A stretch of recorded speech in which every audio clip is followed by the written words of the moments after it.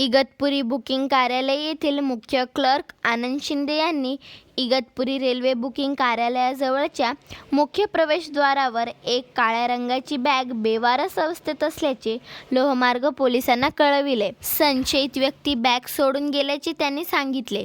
लोहमार्ग पोलिसांनी घटनेचे गांभीर्य ओळखून रेल्वे सुरक्षा बल, बॉम्ब शोधक व नाशक पथक, ATSQRT पथक, RPF dog unit, bomb finder dog Jimmy, Igatpuri नगर परिषदेचे अग्निशमन दल, इगतपुरी ग्रामीण रुग्णालय येथील रुग्णवाहिका आणि डॉक्टर तात्काळ घटनास्थळी दाखल झाले. पोलिसांनी बुकिंग ऑफिस परिसर निर्मनुष्य करून सील केला. यामुळे नागरिकांना काय झाले हे कळेनासे झाले. मात्र बॅगेत बॉम्ब असल्याची बातमी शहरात पसरली. डॉग स्क्वॉड पथक, बॉम्ब शोधक पथकाने बॅग चेक करून त्यात असलेले हत्यार आणि त्यातील बॉम्ब सदृश्य वस्तू निकामी केले.